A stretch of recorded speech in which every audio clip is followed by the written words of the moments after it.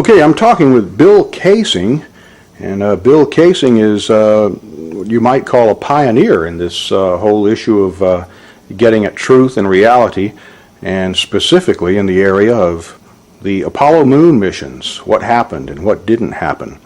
And when the module set down on the surface of the moon, the amount of propulsion that would have been required to do that, and it leaves no cloud of dust, no crater. Right. Having seen hundreds of rocket firings when I was employed by Rocketdyne, I know that the jet of the lunar module lander, the lunar lander, would have created an enormous crater. It would have scoured the moon's surface. It would have tossed up rocks, sand, everything, and created a crater maybe so large that the entire lunar lander could have sunk into it. After all, we're dealing with a 10,000-pound thrust engine, which is pointed directly at the surface, lowered into the surface, and yet, if you look at pictures of the lunar lander on the moon, there is no disturbance whatsoever under the lunar lander's rocket. And no dust deposited in the pads, the cup-shaped pads at the bottom. That's another good point. Dust would have been blown 6 ways from Sunday and would have landed everywhere. And then the famous scene, which has been played over and over, where they are landing there, but they're setting down, and you're hearing the astronaut talking through it. Oh, that's a good point. Let's say, became aware of that only recently, that here's Neil Armstrong talking about landing on the moon with a microphone, and yet he's sitting practically on top of a rocket engine that is putting out sound levels of about 140 or 150 decibels. Now, we know that that is absolutely impossible to overcome that sound level inside the lunar lander with a normal human voice. Eagle, we got you now. It's looking good, over. Roger, copy. Eagle, Houston, after yaw around, angles, S-band pitch, -9er, yaw, +18. Roger, you're a go to continue power descent. You're a go to continue power descent. Altitude now 21,000 feet, still looking very good. Velocity down now to 1,200 feet per second. You're looking great to us, Eagle. Give us a reading on the 1202 program alarm. Roger, we got you. We're going at alarm. Good radar data. We're now in the approach phase. Everything looking good. Altitude 4,200. Houston, you're a go for landing, over. Roger, understand. Go for landing. 3,000 feet. Program alarm. Altitude 1,600. 1,400 feet, still looking very good. 700 feet, 21 down. 33 degrees. 100 feet down at 19. 1201. 1201. Roger, 1201 alarm. We're go. Same type. We're go. Altitude, velocity, light. 3.5 down. 220 feet. 13 forward. 11 forward, coming down nicely. 200 feet. 4.5 down. 5.5 down. 60 seconds. Lights on. 6. Down 2.5. Forward. Forward. Good. 40 feet down 2.5. Picking up some dust. 4 forward. 4 forward. Drifting to the right a little. Good. Okay. Contact light. Okay, engine stop. We copy you down, Eagle. Tranquility Base here. The Eagle has landed. Okay, we've changed our graphic picture here in the background, and it's a one-sheet poster that I put together from pictures on the website www.geocities.com/Apollo Reality/. And the gentleman that put this together got actually these images off the Langley Research Center website. And some of these, actually, you're just seeing for the first time yourself. Isn't that right, Bill? That's right, yeah. I'm amazed to find these pictures. I've never seen any of them before except the one in the upper right. And what amazes me is this one here showing a model of the moon with a camera track, showing how easily it would have been to fake the filming of the moon. And then the image just to the right of that shows like the finished moon. Exactly. With somebody sitting at the controls, maybe turning it or... Right. These are very revealing pictures, and I strongly recommend people with PCs to download them and study them. And of course, this brings up the subject of the death of whistleblowers. Men like Gus Grissom, who was burned to death along with Chafee and White. He went pretty open with it, putting a lemon on Yeah, he was going to give an interview about what he really thought about Apollo. And as you say, he hung a lemon on the command capsule on the day that he was murdered. And we should also look at Scott Grissom, his son's evidence that a secret switch was installed in the capsule to ignite the fire that killed Grissom, Chafee, and White. We could go on for quite a while about the death and injury to people that have pursued this Apollo hoax subject very diligently. They went to a NASA spokesman who was Brian Welch. Oh, yes, and right. They asked him about some of these anomalies. Right. You recall what he said about some of the things that were asking him? He tried to dispute everything that the Apollo hoax advocates brought out. But the interesting thing is that about a month after he gave this interview, he was dead. That always kind of puzzled me because he was at least trying to hold on to it, right? So, do you think they would have actually killed him just because he didn't do a good enough job? Or? Yes, I think that's what happened. He didn't do a good enough job. So they killed him as an example to other people who are defending, like Richard Hoagland. Hoagland obviously is a fake, and he's an employee of NASA who on many occasions has tried to discredit me and my associates. There are much better mysteries that call into question some of the photography, which I agree with you looks frankly hoaxed. Well, some of it could have been staged and they could have released it, Richard. Exactly. That's what some of my photographic experts that I've called in over the years, and I've been to Goddard, I've looked at the NSSD film. I mean, I have actual examples, Eric, of NASA airbrushing the moon. Well, I know this. And, but you see, I have a different model. So you're saying they faked some of the photos? I think they faked some photos. I think they've hidden other things in the photos, and I'll give you my bottom line.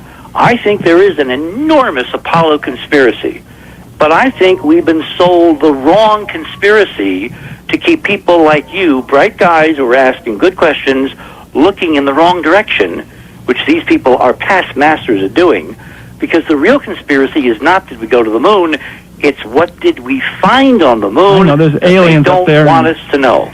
And as I said earlier in the show, I found areas where NASA faked the imagery, I believe, to hide really cool stuff. Okay. And I found other areas where the photographs are consistent with us landing on the moon. And it's possible, Richard, that some of these beauty shots were staged and they threw them in there and grouped them in with the real ones. Exactly. Next up, let's go to our wild card line. You're on the air with us. Hi there. Our next speaker is Professor James McKinney.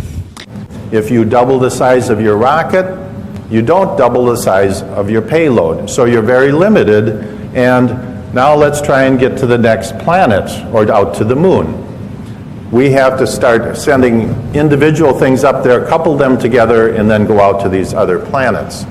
By the way, there's a small problem with going to the moon, and inch by inch, NASA is leaking out that they know that there's a problem there.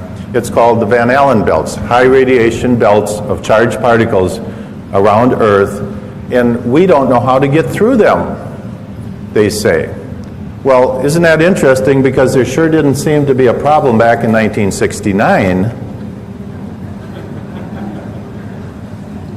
Obviously, they didn't go to the moon.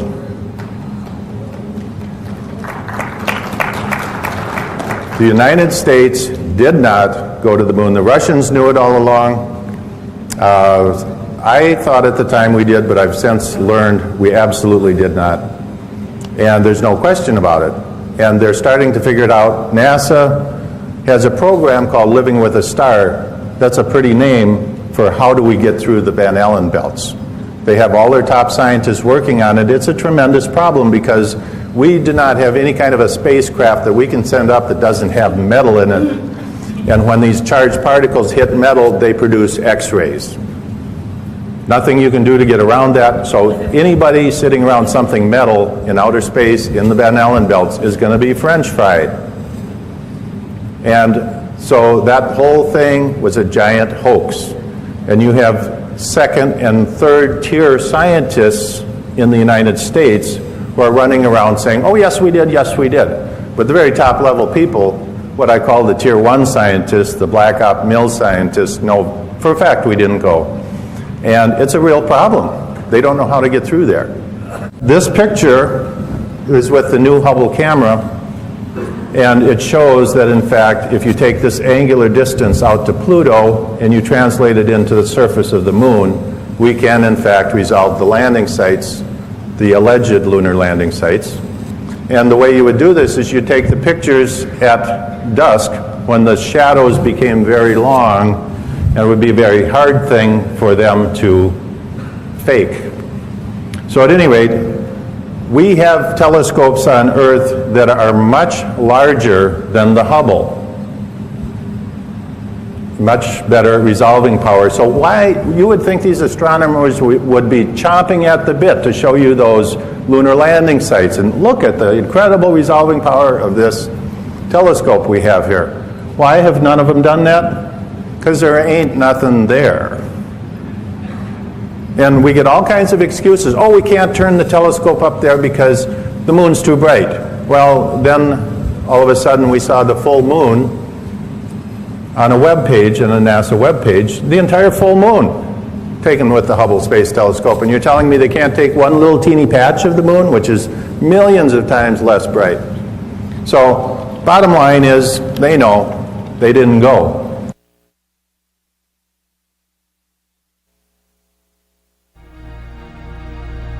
Join us now on a quest for the truth to the moon.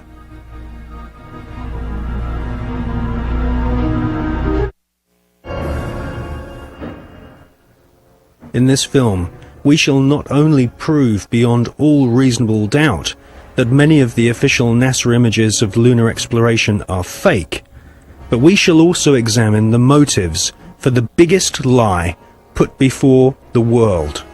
Why did NASA repeatedly fake lunar images and photographs? Why did NASA stage lunar expeditions which did not happen? The answer will surprise you. Clear the launching area.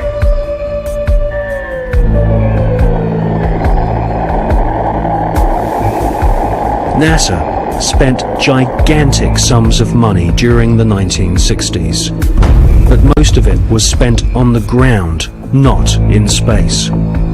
Huge American corporations, many of which were manufacturing hardware for the military, made gigantic profits designing space vehicles and, more importantly, life-sized models of spaceships, and even huge stage sets resembling the lunar surface.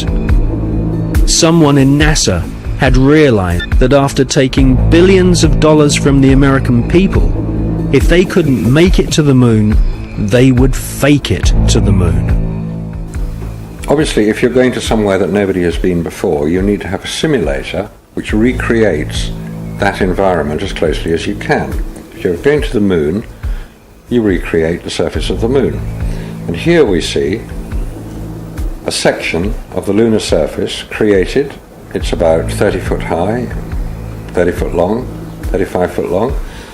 scale is given by the two people standing in front of it. There were plenty of simulation exercises, but the point is, and should be taken into account in virtually everything that is discussed with the Apollo program, 400,000 people may have worked on the program in total, but none of them had a need to know more than his own job required.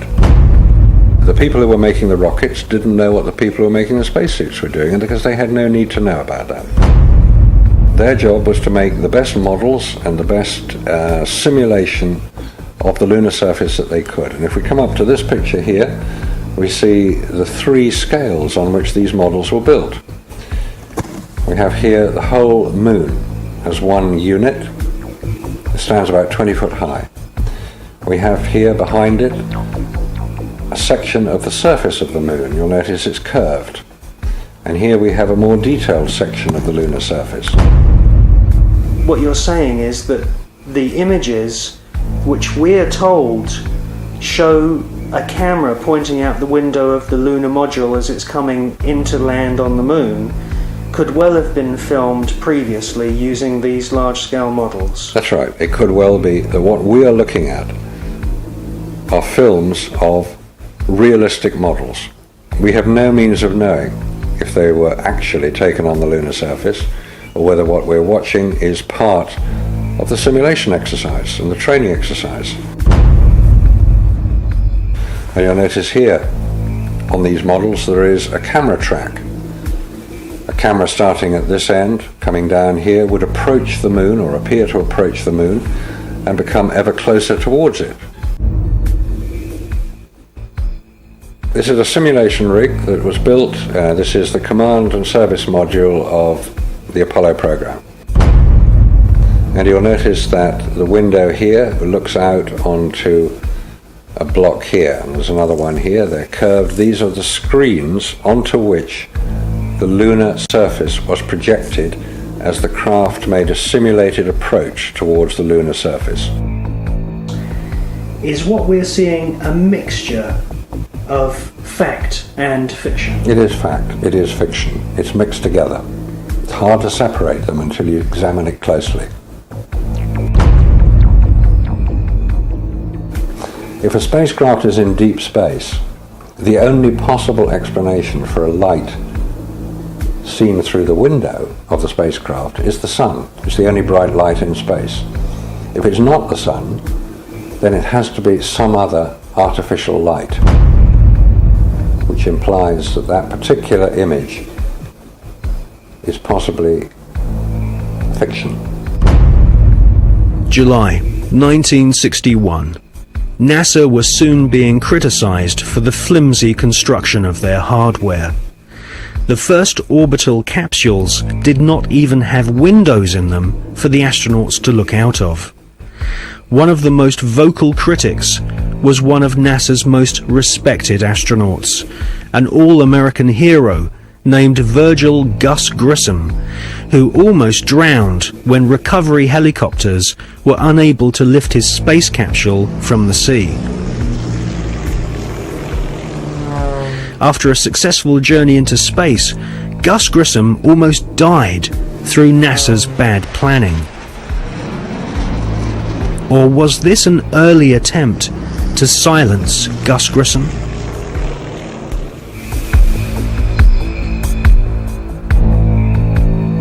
May 1963. Astronaut Gordon Cooper experiences re-entry problems in his Faith 7 rocket ship. The prototype lunar module, known as the LIM, had serious stability problems.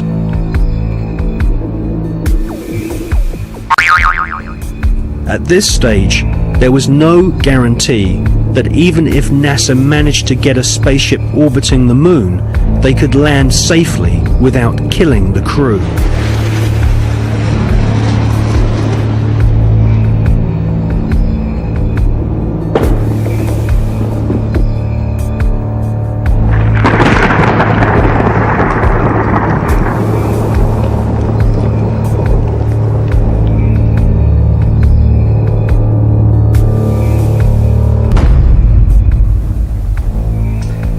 footage which we see of the limb approaching the moon be filmed in a TV studio?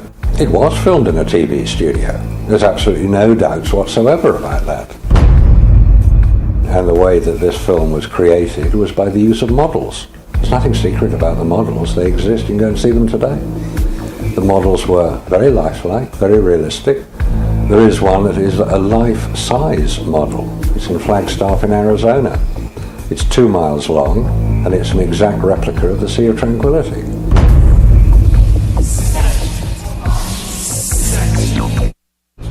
The photographs were used to create from those images the replica of the Sea of Tranquility, so that if it was flown over in a helicopter, it would appear as if it was a spacecraft approaching a similar area to land. So yes, all the scenes of the lunar surface were filmed on Earth.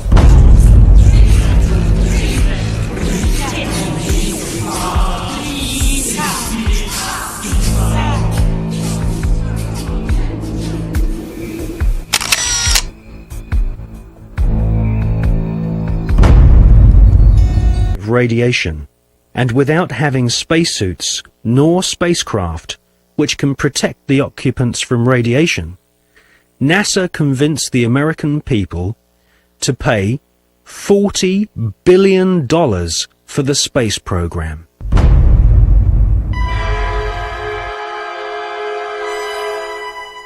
The most lethal forms of radiation, of course, are at the higher end of the spectrum. That's gamma rays and X-rays. We know what ultraviolet can do. If you stay out too long in the sun, you get sunburn and skin cancer and die, and it's all very sad.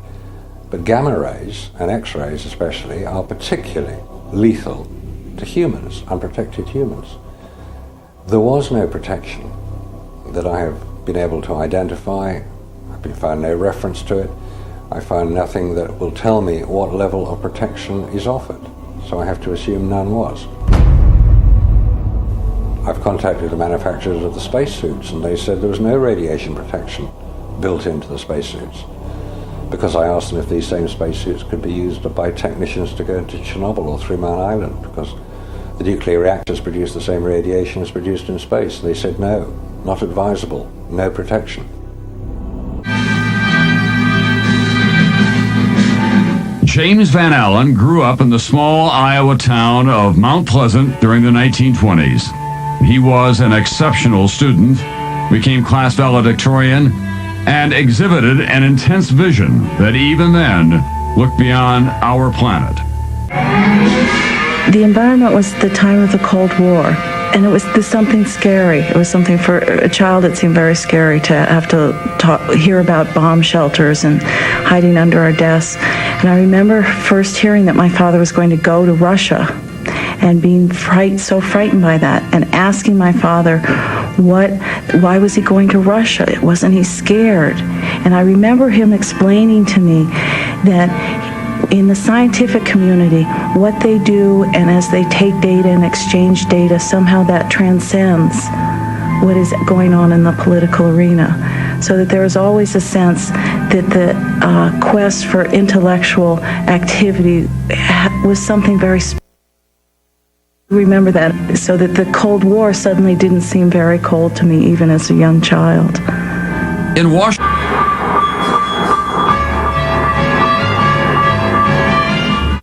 the media focused on the Explorer 1 achievement as at last legitimizing the U.S. as a worthy adversary to confront the communist Sputniks. The public seemed captivated with the propaganda created by this new space race.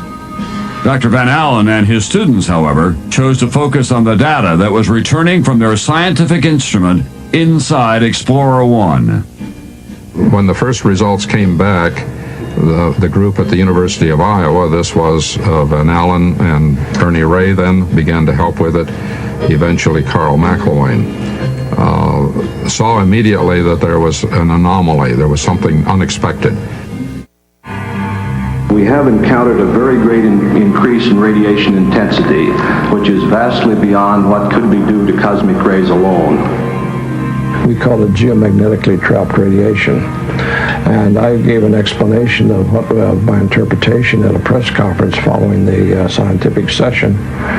And one of the reporters stood up and he was trying to visualize what I was saying. And he said, "You mean it encircles the Earth like a belt?" I said, "Yes, that's great. That's what it is. It's like a belt around the Earth." And so that's the way they got the name of radiation belt, from this exchange of this newspaper reporter and myself. Well, certainly the discovery of the radiation belts was the most important discovery of the International Geophysical Year, because it represented a discovery of some major phenomenon that had a substantial impact both on scientific research and on plans for manned flight later on.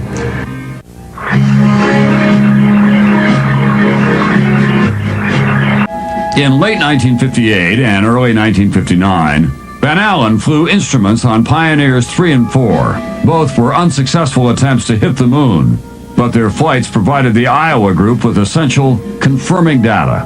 Pioneer 3 documented the existence of a second radiation belt, and Pioneer 4 became the first U.S. spacecraft to orbit the sun. Any ill effects from the Van Allen radiation belts? No. Now, I'm not sure we went far enough out to encounter the Van Allen radiation belt. Maybe we did. Say that I'm not a chemist, I'm not a geologist or an anthropologist. I'm a retired electrical engineer. I've worked at NASA Goddard for over 20 years. I'm retired now, and I have worked with image processing, which is similar to some of the things that are done on computers today. However, at the time that I did my work, the computers that are so well established today were not available. So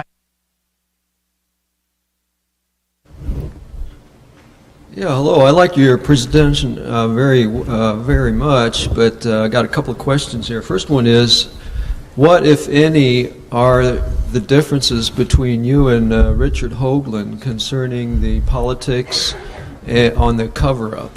And part two is, what's the difference between you and Mr. Hoagland concerning the scientific implications of the face, especially since Richard Hoagland kind of brings in hyperdimensional physics into the picture of the face on Mars? Thank you. Okay, the one thing I'd like to clarify, I should have done at the beginning, Richard Hoagland and myself are like oil and water. The second thing is that, and I'll go into the third thing, is that Richard comes up with ideas where he does not have groundwork or supporting evidence, not even evidence, and certainly not proof that things exist where they don't. For instance, I've seen some of his work where he has found swastikas and German tanks on Mars, and he has found cathedrals on the moon Europa of Jupiter that resemble burnt-out cathedrals from World War II in Europe, and various other things which not only can't be proved, but they aren't even evidence, and I stay as far away from him as I can. And there was the last part of your question concerned, I forget exactly.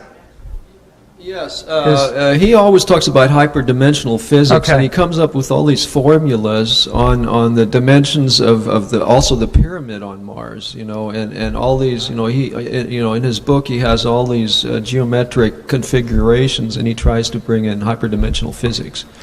It's hard enough for me to give evidence and present it at conferences with facts that I can show to scientists, but to try to back up something with a relationship to another planet is so hypothetical that it just doesn't have the substance to hold up. Most scientists would classify that under the term of numerology and not have anything to do with it.